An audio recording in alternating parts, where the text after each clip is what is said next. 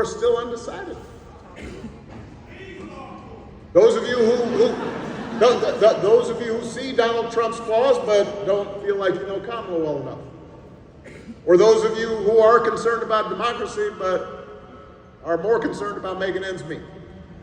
Or those of you who understand the difference between the two candidates but don't think this election will actually make a difference in your life. Now, when I talk to folks that are genuinely undecided, the first thing they'll say is that they want a president who will improve the economy.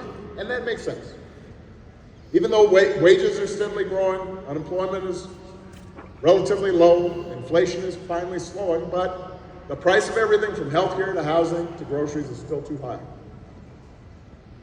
The question I ask them, the question I think we all have to ask ourselves is, who's really going to do something about it? Now, in talking to people, I've realized, so I want to address this. It turns out one of the reasons people think Donald Trump will improve the economy is because they watched The Apprentice. Oh, God. That's right. I'm serious. No, that's right. I'm not kidding. I mean, I've heard this people say this. I happened to miss that show when it was running, but it was really popular. So I want everybody to be clear. That was not reality, that was a reality show. The truth is, Donald Trump was given $400 million by his daddy. That's how he got rich. And somehow his company still managed to declare bankruptcy 6 times. So let's put that aside for a second. When it comes to actual policy, Donald Trump has offered up 2 ideas. The first is, once again, he wants to give another massive tax cut to billionaires and big corporations. Now, some people might hear that and they say to themselves, well, I remember the economy being pretty good when he first came into office. It was, because it was my economy.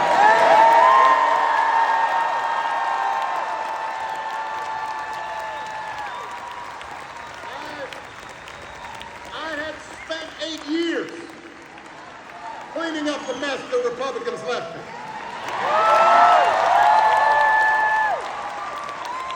Y'all remember, auto plants all across the Midwest, including here in Wisconsin, flat on their backs, on the verge of bankruptcy.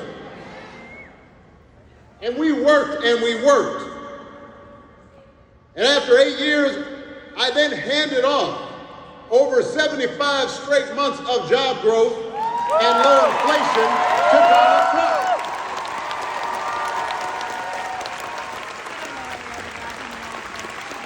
And the only thing his tax cuts did back then was to help folks that were already doing good and drive up the deficit in the meantime. Trump's other big idea is to slap a tariff on everything from food to TVs. Now, almost every economist who has looked at this idea says that won't lower prices, that makes prices higher. And when he's challenged on this point, Trump will brag about, well, look at gas prices. They were $2 a gallon when I was in office. You know why gas was so cheap? Because there was a global lockdown during COVID and nobody was driving. And he's talking about it like it was the good old days.